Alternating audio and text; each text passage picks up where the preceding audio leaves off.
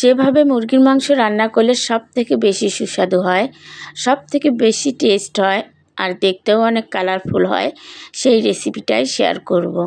আসসালামু আলাইকুম সবাইকে, কেমন আছেন সবাই? আশা করছি ভালো আছেন, আমিও ভালো আছি। এই তো এখানে কিন্তু আমি কিছু মুরগির মাংসের পিস নিয়েছি। মুরগিটাকে খুব সাইজ মতো সুন্দরভাবে কেটে নিয়ে ধুয়ে পরিষ্কার করে পানি ঝরিয়ে তারপর লবণ, হলুদ গুঁড়ো, মরিচ গুঁড়ো, ধনিয়া গুঁড়ো দিয়ে মাখিয়ে নিলাম। তারপরে এই তো কড়াইতে তেল দিলাম, সরিষার তেল। আর আমি সবসময় সরিষার তেলেই রান্না করি। আর সরিষার তেলের রান্না তো সবসময় মজার হয়, অনেক বেশি টেস্টি হয়। এই জন্য আমি কিন্তু সরিষার তেলেই সব কিছু রান্না করি বেশিরভাগ সময়। তারপরে তো তেলের মধ্যে সবগুলো মাংস দিয়ে দিলাম মাখিয়ে নেওয়া। এখন মাংসগুলোকে খুব ভালোভাবে নাড়াচাড়া করে ভেজে নিব। একটু ভেজে নিয়ে রান্না করলে ব্রয়লার মুরগির যে একটা গন্ধ থাকে সেটা কিন্তু থাকে না, অনেক বেশি সুস্বাদু হয়, খুব বেশি কালারফুল হয়। যাই হোক, মাংসগুলোকে আমি এই তো ভেজে নিচ্ছি। আর খুব কড়া করে ভাজা যাবে না, একটু কালার হয়ে আসলে কাঁচা গন্ধটা গেলেই উঠিয়ে নিব। এই তো উঠিয়ে নিলাম। মাংস কিন্তু সুন্দরভাবে ভাজা হয়েছে, এই তো দেখতেই পাচ্ছেন কতটা সুন্দর হয়েছে। এখন আমি এই তো মাংস ভাজার তেলেই দিয়ে দিচ্ছি 4টা আস্ত রসুন, পেঁয়াজ কুচি আর কয়েকটা কাঁচামরিচের ফালি দিয়ে দিলাম। তারপরে এখন পেঁয়াজ, মরিচ আর রসুন একসঙ্গে সুন্দরভাবে ভেজে নিব। একটু নরম হয়ে আসা পর্যন্ত ভেজে নিব।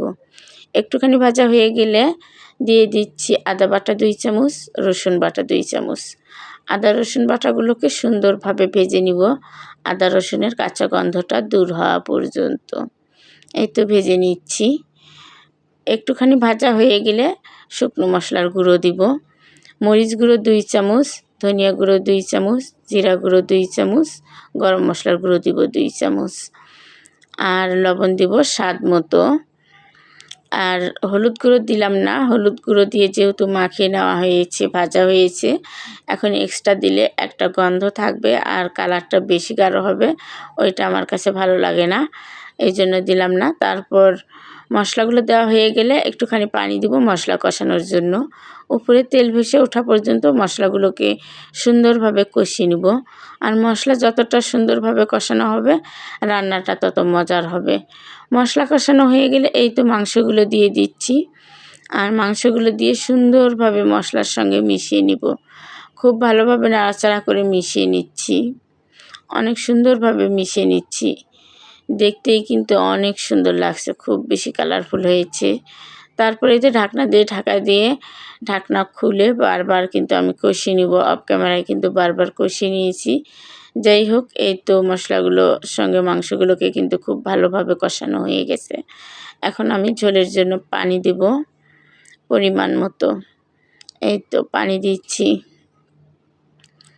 পানি দেওয়া হয়ে গেলে সুন্দরভাবে নাড়াচাড়া করে মিশিয়ে নিব।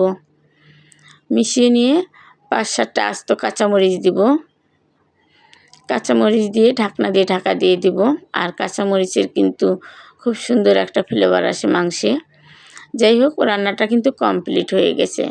ঝোল শুকিয়ে যাওয়া পর্যন্ত আমি রান্না করে নিলাম। ওয়াও, জাস্ট অসাধারণ হয়েছে, খুব বেশি কালারফুল হয়েছে, খুব বেশি মজা হয়েছে। আর রান্না প্লাস টেস্ট প্লাস কালার কিন্তু সবগুলো মিলেই অসাধারণ হয়েছে, মাশাআল্লাহ।